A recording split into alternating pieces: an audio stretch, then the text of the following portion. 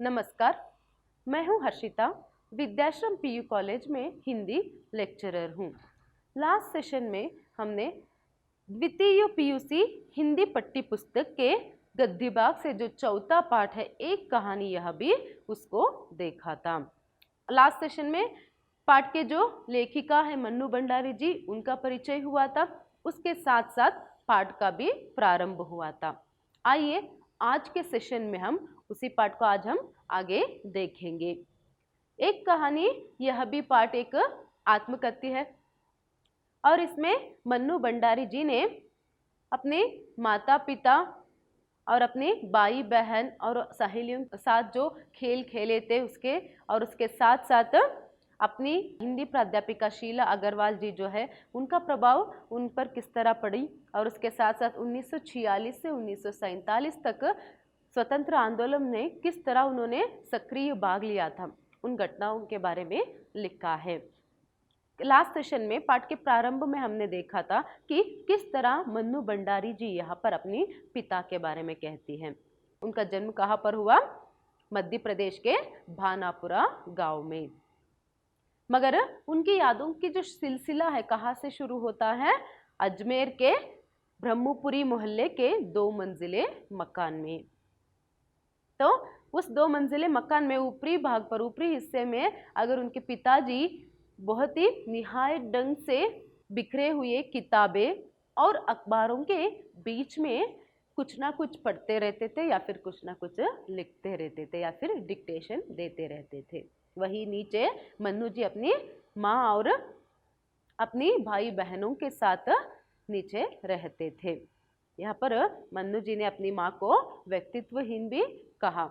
आज के सेशन में हम देखेंगे क्यों ऐसा कहा, मन्नू जी ने क्यों ऐसा कहा, उसका जो वर्णन है आज के सेशन में हम देखेंगे, जानेंगे।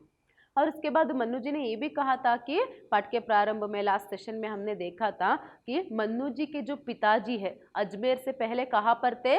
इंदौर में। अजमेर से पहले मन्नू जी के पिताजी कहाँ पर थे? इंदौर में थे। तो इंदौर से वो अजमेर क्यों आते हैं? क्योंकि इंदौर में क्या होता है, वो तो उनके खुशहाली के दिन थे। इंदौर में जब उनके पिताजी थे वो तो उनके खुशहाली के दिन थे। वो कांग्रेस के साथ क्या है, समाज सेवा के काम करते थे। उसके साथ साथ वो शिक्षा के सिर्फ उपदेश ही नहीं देते थे, बल्कि अपने ही घर में 8-8, 10-10 बच्चों को बिठाकर वो पढ़ाया करते थे। अपने ही घर में 8-8, 10-10 बच्चों को रखकर वह पढ़ाया करते थे। उनमें से कुछ बच्चे तो बाद में क्या है, बहुत ही बड़े बड़े ओहदे पर पहुंचे, पोस्ट पर काम करने लगे, बहुत ही बड़े बड़े पोस्ट पर वहां पहुंच गए।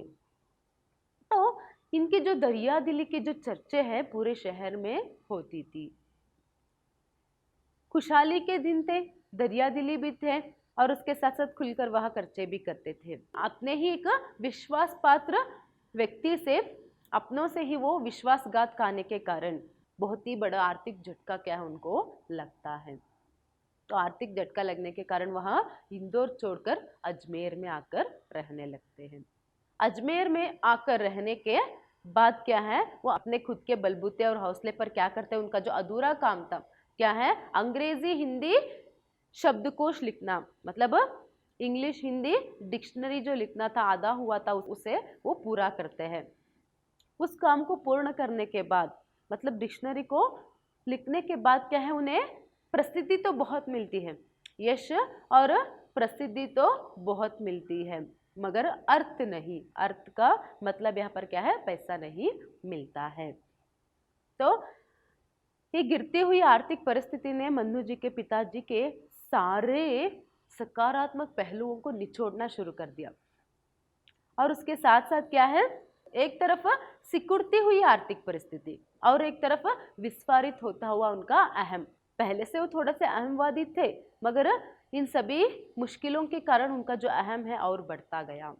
और उसके साथ साथ क्रोध भी, वो जो नवाबी आदतें, अधूरी महत्वाकांक्षाएं, हमेशा शीर्ष पर रहने के बाद हाशिए पर सरकने की जो वेदना है, वेदना मतलब जो दुख है, वो क्रोध में बदलकर हमेशा मन्नू जी की माँ को कंपाती, थरथराती रहती थी। तो आइए, इतना यहाँ पर क्या है, मन्नू जी ने पाठ के प्रारंभ में ही अपने पिताजी के बारे में, उनके व्यक्तित्व के बारे में कहा था। और उन्होंने ये भी कहा था कि क्या है, जो व्यक्ति अपनों को ही तो इसे किस तरह ना जाने ऐसे कैसे जो विश्वासघात की चोट लगी होगी उनको, कि जो सब पर आंख मूंद कर विश्वास करने वाले व्यक्ति जो है बाद में इतने शक्की बन गई कि कभी कभार उसके चपेटे में उनके बच्चे तक आ जाते। यहाँ तक हुआ था। आगे हम अभी पाठ का प्रारंभ करेंगे। आगे का पाठ हम अभी आज के सेशन में देखेंगे। अभी मन्नू जी आज के सेशन में ये कहती है कि मैंने अब तक अपने पितृ मतलब यहाँ पर क्या है, मैं अब तक अपने पिताजी का गुणगान, गौरवगान इसलिए नहीं गा रही थी कि मुझे क्या है, उनका गौरव गान गानी है। मतलब मन्नू जी अभी ये कह रही है कि मैं अब तक अपने पिता के बारे में इसलिए नहीं कह रही थी कि मुझे उनका गौरवगान गाना है, मतलब उनका गुणगान करना है। मुझे तो ये देखना था कि अपने पिताजी के कौन से व्यक्तित्व अनचाहे में मेरे व्यक्तित्व के ताने बाने बुन गई है। इसका अर्थ यहाँ पर क्या है, पिताजी के कौन सा ऐसा व्यक्तित्व मन्नू जी के व्यक्तित्व के साथ मिल गए है, ये देखना चाहती थी। देखिए, पाठ के प्रारंभ में ही मैंने कहा था, माता पिता के जो स्वभाव, घर के परिवार वालों का जो स्वभाव है वो बच्चों पर पड़ती है। यही समझाने के लिए क्या है, इस पाठ को आपके पाठ्य पुस्तक में रखी गई है। इसीलिए यहाँ पर मन्नू जी कहती है अब तक वो अपने पिता के व्यक्तित्व के बारे में, उनके बारे में इतना कहा ताकि वो भी खुद जान सके, देख सके कि अपने पिता के कौन से गुण उनके अंदर आ गई है। जाने अनजाने में उनके जो व्यवहार है, उन्होंने जो मन्नू जी के साथ बचपन में जो व्यवहार किया, उसके कारण वो जो व्यवहार है मन्नू जी के अंदर ऐसे कौन सी ग्रंथि को जन्म दे दिया। ग्रंथियों का अर्थ यहाँ पर क्या है, कॉम्प्लेक्स। ऐसे कौन से ग्रंथियों को वहां उन्होंने जन्म दे दिया करके वह देखना चाहती थी। तो इसी के बारे में चर्चा करते हुए आगे मन्नू जी कहती जाती है कि मैं बचपन में काली और दुबली मरियल भी थी करके। मन्नू जी बचपन में बहुत ही, मतलब बचपन में वह काली थी और दुबली मरियल भी थी। वही उनसे जो 2 साल बड़ी बहन थी, उनका नाम क्या है, सुशीला। मन्नू जी से भी 2 साल बड़ी बहन जो थी सुशीला, वो बचपन में देखने में बहुत ही सुंदर और उनका जो रंग है बहुत ही गोरा था। गोरा रंग, स्वस्थ शरीर और बहुत ही सुंदर थी। क्यों है कह रही है, क्योंकि मन्नू जी के जो पिताजी थे, गोरा रंग उनका कमजोरी थी। गोरा रंग जो है मन्नू जी के पिताजी की कमजोरी थी। तो इसीलिए वो हर बात पर क्या करते थे, मन्नू जी की तुलना जो है उनकी जो बड़ी बहन है सुशीला, उनसे करते थे। एक तो गोरा रंग उनकी कमजोरी होने के कारण वो ज्यादा लाड प्यार जो है अपनी जो बड़ी बेटी मतलब जो सुशीला है उससे करते थे, और उसके साथ साथ हर एक बात में मन्नू जी और सुशीला को क्या है यहाँ पर तुलना करते थे। तुलना करना मतलब कंपेयर करना। शायद हम सभी लोगों के बचपन में हमने ये दिन देखे होंगे कि माता पिता क्या करते हैं, हमारी जो तुलना है वो हमारे भाई बहनों के साथ या फिर कुछ लोग पड़ोसियों के बच्चों के साथ भी करते हैं। इससे क्या प्रभाव पड़ सकता है बच्चों पर। देखिए, इसीलिए मन्नू जी आगे कहती जाती है कि हर बात पर मुझसे 2 साल बड़ी गोरी सुंदर स्वस्थ बहन सुशीला के साथ हर बात पर मेरी तुलना करना, उसी पिताजी के उसी व्यवहार ने मेरे अंदर एक हीन ग्रंथि को वहां पर पैदा कर दी। इसीलिए इतने सालों बाद भी, इतने मान सम्मान प्राप्त करने के बावजूद भी यहाँ पर अभी भी क्या है, वो जो हीन भावना है उनके अंदर है। तो क्या होता है यहाँ पर, जब बच्चे छोटे रहते हैं तब उनकी तुलना दूसरों से करने से या फिर हमेशा उनको कोसते रहने से ऐसे ही हीन भाव जो है बच्चों के मन में पैदा हो जाती है। कभी कभार वो जैसे जैसे बढ़ते जाते कम होती है या फिर वैसे ही रह सकती है या फिर वो ज़्यादा भी हो सकती है। इसीलिए इस संदर्भ में यहाँ पर एक संदेश भी हमको मिलता है कि क्या है, बच्चों को जो है, बच्चों की तुलना जो है दूसरों से ना करें। ज़्यादा उन्हें हर वक्त नहीं कोसनी चाहिए, बल्कि उनको हौसला देनी चाहिए। तो इसीलिए मन्नू जी यहाँ पर कहती है कि हमेशा हर वक्त जो है अपनी बहन सुशीला के साथ वो उसको कंपेयर करते थे। उसको मन्नू जी को क्या है, देखिए देखो उससे देखकर सीखो, देखो उसने क्या किया, तुम क्या कर रहे हो। तो इस तरह जो बहुत सारी बातें रहती हैं। तो इस तरह कंपेयर करने के बाद, तुलना करने के बाद क्या होती है, एक हीन भावना, हाँ मैं उनसे कम हूँ, मैं उससे कम हूँ, या फिर मुझ में कोई खूबियाँ नहीं है, इस तरह की हीन भाव जो है रहती है। मन्नू जी कह रही है इसीलिए जब वो बड़ी बनती है या फिर साहित्यिक क्षेत्र में इतनी साधना वो करती है, उसके बावजूद भी क्या है, वो जो हीन भावना है उसके ही मन में है करके। इसीलिए जब भी साहित्यिक क्षेत्र में इतनी साधना करने के बावजूद जब भी वह बाहर जाती है, या फिर कोई लोग, बहुत सारे लोग या फिर कोई उनकी तारीफ करते, किसकी, मन्नू जी की तारीफ करते, उनकी जो साहित्यिक उपलब्धि है, जो साधना उन्होंने की है, उनकी तारीफ करते उसको लेकर, तब उनको ऐसा होता कि अभी मैंने कुछ नहीं किया है। उन्होंने यहाँ पर कहा है कि मैं यहाँ पर क्या है, शर्म से गड़ी गड़ी महसूस करती हूँ, जमीन में गड़ने की भाव जो है रहती है मुझ में। इसका मतलब उनको ऐसा लगता है कि जब कोई तारीफ करते हैं तब उनको लगता है कि हाँ मैंने तो कुछ नहीं किया है, ऐसे ही क्या है मुझे ये तारीफ कर रहे हैं। इतनी महान साधना करने के बावजूद भी तारीफ करते हैं तो उनको ऐसा लगता था कि मैंने कुछ नहीं किया, ऐसे ही ये मेरे तारीफ कर रहे करके उनको शर्म आने लगती थी। मतलब यहाँ पर देखिए वो क्या कहने की कोशिश मन्नू जी कर रही है, उनकी जो खंडित विश्वास है, अभी उनको अपनी उपलब्धि पर विश्वास नहीं है। अपनी उपलब्धि मतलब जो उन्होंने साहित्य क्षेत्र में इतनी बड़ी साधना की है उस पर उनको विश्वास नहीं है, अभी भी विश्वास नहीं हो रहा है। बहुत सारे लोग उनकी तारीफ कर रहे, उनको पुरस्कार भी मिले हैं, उसके बावजूद भी उनको अपनी उपलब्धि पर विश्वास नहीं है। तो इसीलिए कहते हैं कि उनकी जो खंडित विश्वास है, उनके खंडित विश्वासों के पीछे अपने पिताजी की शक्की स्वभाव का प्रभाव ही है करके वो कहती है। मतलब कहती है एक जमाने में, एक वक्त में जिन पिता के शक्की स्वभाव पर भन्ना जाती थी, एक वक्त में मैं जिन पिता के शक्की स्वभाव पर भन्ना जाती थी, आज क्या है, वही शक्की स्वभाव को मैं अपने खंडित विश्वासों के पीछे देखती हूँ करके मन्नू जी कह रही है। और उसके साथ साथ यहाँ पर मन्नू जी क्या कहने की कोशिश कर रही है कि एक तो क्या है, माता पिता के जो स्वभाव या फिर उनका जो व्यवहार है, जो व्यक्तित्व है, किस तरह बच्चों पर प्रभाव डालती है। और उसके साथ साथ मन्नू जी यहाँ पर ये भी कहते हैं कि न जाने वही पिता, जिन पिता से वो भन्ना जाती थी, हमेशा उनकी प्रतिरोध वो करते आ रही थी, वही पिता न जाने कितने सारे रूप में उनमें बसे हैं। वही पिताजी न जाने कितने सारे रूप में, कितनी सारी कुंठाओं, कितनी सारी प्रतिक्रिया, प्रतिछाया के रूप में अभी भी मन्नू जी के ही अंदर बसे हुए हैं करके मन्नू जी यहाँ पर कहती है। अपने आप को अपनी परंपरा से, अपनी पीढ़ी से अलग मानते हैं, वो लोग मूर्ख हैं। क्यों? क्योंकि कोई भी हो व्यक्ति अपने अपनी परंपरा से, अपनी पीढ़ी से वह अलग नहीं हो सकता। क्यों? क्योंकि जो परंपरा है, जो पीढ़ी है, वह किस तरह है, वो जड़ों की तरह है, वो जड़ों की तरह।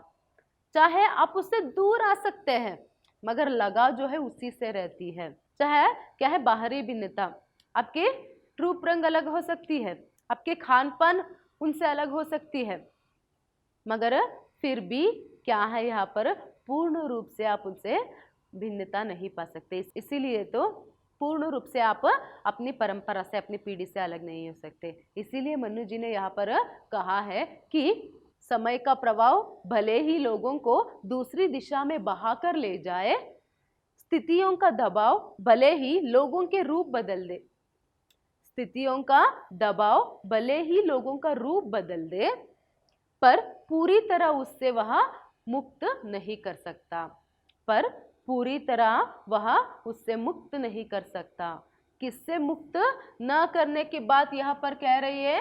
परंपरा से, पीढ़ी से। जो लोगों की पीढ़ी और उनकी परंपरा से वह अलग नहीं हो सकते। ये सच ही तो है। देखिए, शायद ही हमारी जो परंपरा है या फिर हमारे जो पूर्वज थे उनसे हमारे जो रहन सहन अलग हो सकती है, कपड़े पहनने का ढंग जो है वो भी अलग हो सकता है, खान पान भी अलग हो सकती है, कुछ विचारधाराएं भी अलग हो सकती है। आप लोग खुद को कितनी भी मॉडर्न कह लो, मगर क्या है, फिर भी दिल है हिंदुस्तानी। मतलब क्या है, वो जो सोच विचारधाराएं है कुछ हमारे परंपराओं की, वो अभी भी हमें जीवित रहती है। यही बात मन्नू जी यहाँ पर कह रही है। अभी मन्नू जी अब तक क्या है, अपने पिता के बारे में कह रही थी, अपने पिताजी के जो स्वभाव व्यक्तित्व है किस तरह उन पर प्रभाव डालते हैं मन्नू जी पर, और किस तरह यहाँ पर न चाहते हुए भी कुछ व्यक्तित्व जो है वो मन्नू जी में भी आ गए हैं उनके पिताजी के। तो अभी वो आगे अपनी माँ के बारे में कह रही है। मन्नू जी की जो माँ है उनके पिता के विपरीत थी। विपरीत का अर्थ यहाँ पर क्या है, विरुद्ध, मतलब बहुत ही अलग थी। देखिए, एक तरफ उनके पिताजी बहुत ही पढ़े लिखे थे, दूसरी तरफ उनकी माँ बेपढ़ी लिखी थी, मतलब अनपढ़ थी। उनकी माँ अनपढ़ थी। और एक तरफ उनके पिताजी बहुत ही क्रोधी थे, बहुत ही अहमवादी थे, और एक तरफ उनकी माँ मतलब मन्नू जी की माँ जो है बहुत ही सहनशील। देखिए, यहाँ पर मन्नू जी कहती है कि धरती से भी कुछ ज्यादा सहन शक्ति मेरी माँ में थी। हम सहन शक्ति के लिए किसकी उदाहरण देते हैं, पृथ्वी की, धरती की। तो मन्नू जी कह रही है धरती से भी कुछ ज्यादा ही सहन शक्ति मेरी माँ में थी। क्यों ऐसे कह रही है, क्योंकि वह अपने पति की हर ज्यादती को अपना प्राप्य, क्योंकि मन्नू जी की माँ उनकी पति की मतलब मन्नू जी के पिता की हर ज्यादती को अपने प्राप्य, बच्चों के हर फरमाइश को, हर जिद को वह अपने फर्ज समझकर पूरा करती थी।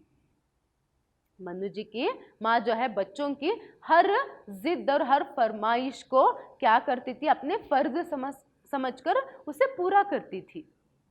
इसीलिए यहाँ पर देखिए उनके पिता के व्यक्तित्व में और माता के व्यक्तित्व में कितना अंतर है। और एक तरफ क्या है, मन्नू जी की जो माँ है, इसीलिए देखिए पाठ के प्रारंभ में जो उन्होंने अपनी माँ को बेपढ़ी लिखी मतलब अनपढ़ और व्यक्तित्वहीन कहा था, किस लिए कहा था, क्योंकि क्या है, मन्नू जी की माँ जो है वो खुद के लिए कभी भी वह वक्त नहीं दे पाई, और चाहे उनके पति कितनी भी गुस्सा करे, कितनी भी ज्यादती उन पर करे, वो सब कुछ सहती थी चुपचाप। और उसके साथ साथ बच्चे जितनी भी जिद करे सबको यहाँ पर वो पूरी करती थी। सुबह से लेकर रात तक वह अपने बच्चों और अपने पति के देखभाल में ही तत्पर रहती थी। इसीलिए व्यक्तित्वहीन यहाँ पर कहा है मन्नू जी ने। माताएं तो होती ही है कि क्या है, अपनी पति और बच्चे और घर की देखभाल करे, मगर मन्नू जी की माँ कुछ ज्यादा ही यहाँ पर उसमें तत्पर रहती थी। इसीलिए उनको व्यक्तित्वहीन कहा, क्योंकि उन्होंने जिंदगी भर कुछ मांगा नहीं किसी से, ना ही अपनी पति से और ना ही अपने बच्चों से कुछ मांगा नहीं, कुछ उम्मीद नहीं की उन लोगों से, बल्कि मन्नू जी तो कहती है उन्होंने जिंदगी भर सिर्फ दिया ही दिया है। इसीलिए यहाँ पर जो उनके सारे लगाव क्या है, किससे थी, अपनी माँ के साथ। मन्नू जी ये भी कहते कि शायद सहानुभूति से उपजा, फिर माँ से वो बहुत प्यार करती थी, लगाव भी बहुत ज्यादा था। इसके बावजूद भी क्या है, माँ के जो गुण है मन्नू जी में नहीं आ पाए। वो जो त्याग, वो जो सहन शक्ति है वो मन्नू जी के अंदर नहीं आ पाए। देखिए, वो अपने पिता को बहुत गुस्सा करती थी, उनके बहुत सारे गुणों को मतलब शक के स्वभाव या फिर क्रोधित होना, इन सभी को वह क्या है, विरोध करती थी मन्नू जी। इसके बावजूद भी पिताजी के ही कुछ गुण मन्नू जी के अंदर आ गए, उनके ही कुछ व्यक्तित्व का प्रभाव जो है उन पर पड़ी, मगर अपने माता से वो बहुत प्यार करती थी। इसके बावजूद भी अपने माता के जो त्याग का गुण है, जो सहन शक्ति का गुण है मन्नू जी में नहीं आ पाया। मन्नू जी यहाँ पर कहती हैं कि क्या है, अभी मैं अपने पैतृक पुराण को यही समाप्त करती हूँ। पैतृक पुराण मतलब अब तक जो अपने पिता और माता के बारे में जो कह रही थी उनके व्यक्तित्व के बारे में अभी जो उन्होंने कहा उसे यहीं पर वो समाप्त करते हुए आगे अपने भाई बहनों के साथ, अपनी सहेलियों के साथ बिताए हुए अपने बचपन के बारे में वो कहती जाती है। आइए देखेंगे कि बचपन के बारे में मन्नू जी क्या कहती है। मन्नू जी कहती है कि वो 5 भाई बहन थे और 5 भाई बहनों में सबसे छोटी कौन थी? मन्नू जी। 5 भाई बहनों में सबसे छोटी यहाँ पर मन्नू जी थी। तो जब उनकी सबसे बड़ी बहन की शादी हुई उस संदर्भ में मन्नू जी सिर्फ 7 साल की थी। मन्नू जी की उम्र कितनी थी? सिर्फ 7 साल, 7 ईयर्स। इसके कारण क्या है? जो सबसे बड़ी बहन है उसके जो यादें हैं बहुत ही धुंधली है मन्नू जी में, मगर बाकी उससे जो सिर्फ 2 साल बड़ी बहन जो सुशीला थी, 2 साल बड़ी बहन, मन्नू जी की बड़ी बहन का नाम क्या है यहाँ पर? सुशीला। तो 2 साल बड़ी बहन सुशीला थी, उनके साथ जो वक्त उन्होंने बिताया, जो बचपन उन्होंने बिताया वो बहुत ही अच्छे से मन्नू जी को याद है। मन्नू जी कहती है अपने भाइयों के साथ और उस जो सुशीला है जो उनकी बड़ी बहन उसके साथ और अपने सहेलियों के साथ उन्होंने बहुत सारे खेल खेले हैं। सतोलिया, लंगड़ी टांग, पकड़म पकड़ाई, काली टीलो और घर में बैठकर क्या है अपने सहेलियों के साथ गुड्डे गुड़ियों का ब्याह भी उन्होंने रचाया है। और कहने के तो क्या है, भाइयों के साथ उन्होंने गिल्ली डांडा भी खेला है, कांच पीसकर मांझा सूतने का काम भी उन्होंने किया है, पतंग उड़ाने का काम भी उन्होंने किया है। ये सभी खेल जो है मन्नू जी ने खेला है करके मन्नू जी अपने बचपन के बारे में याद कर रही है। देखिए हर एक व्यक्ति के लिए अपनी जो बचपन है वो बहुत ही सुनहरे दिन होते हैं। हम सभी लोग भी आज भी अगर अपने बचपन के बारे में याद करेंगे तो एक मुस्कान हमारे चेहरे पर भी आ जाती है। तो मन्नू जी बहुत सुंदरता से यहाँ पर कहती है कि बहुत सारे खेल उन्होंने खेले। देखिए ये जो है सतोलिया है, पत्थरों को जोड़ना, और क्या है एक बच्चा जो है गेंद को मारता है और बाकी सभी पत्थर जोड़ते हैं, ऐसे से ये जो खेल है सतोलिया है। गिल्ली डांडा खेल खेले हैं। देखिए मांझा सूतने का काम मतलब यही है।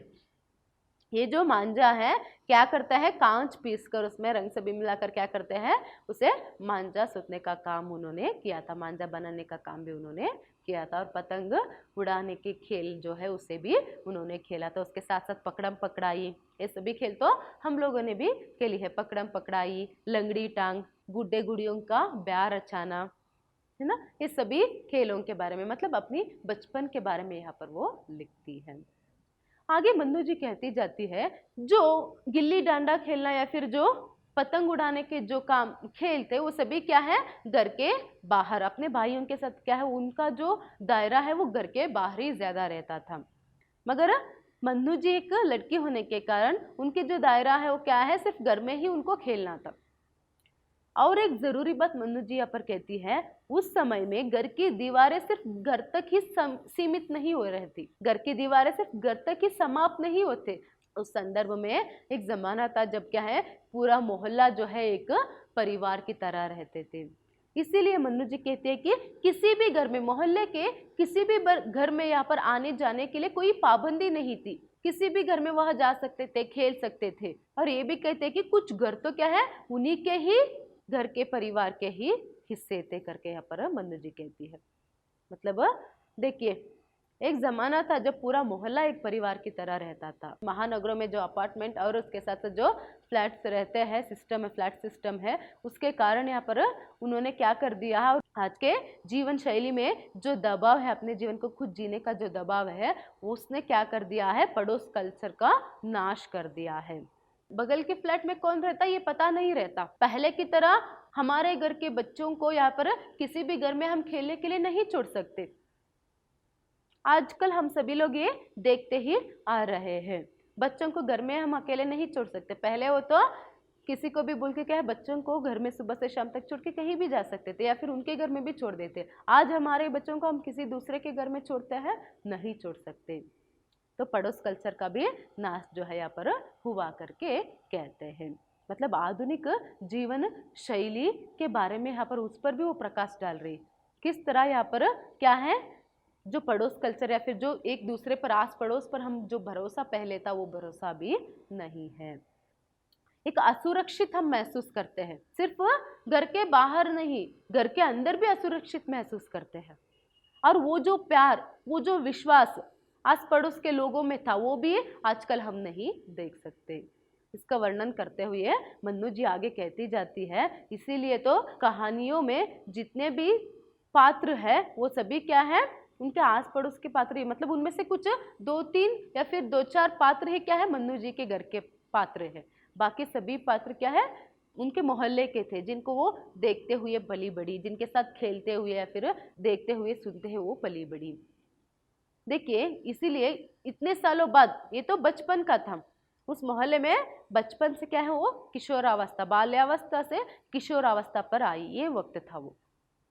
तो उस संदर्भ में देखिए, मतलब उसके बचपन में जिन लोगों को देखा, उन लोगों के बारे में अगर वो बड़ी होकर इतने सालों बाद अगर उनके बारे में लिखती है, तो कितनी अच्छे से क्या है, उनकी याद उनके दिमाग में रही होगी। तो उतनी अच्छे से उनके दिमाग में याद रहती है, तो उनके बीच में जो संबंध है किस तरह रहा होगा, इसी से साबित होती है।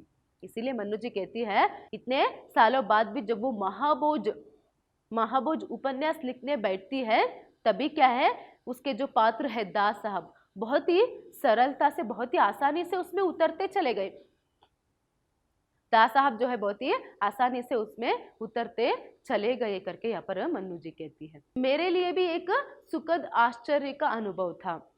वो भी आश्चर्य हुआ कि कैसे इतने आसानी से वो याद आते गए, उनके बारे में, उनके पात्र को वो कितनी आसानी से क्या है, लिखती चली गई, पात्र को बनाती चली गई। उनको आश्चर्य भी हुआ, मगर वो कैसे, एक सुखद आश्चर्य का अनुभव था करके वो कहती जाती है। आज के लिए इतना ही, आगे के पार्ट को हम नेक्स्ट सेशन में देखेंगे। धन्यवाद।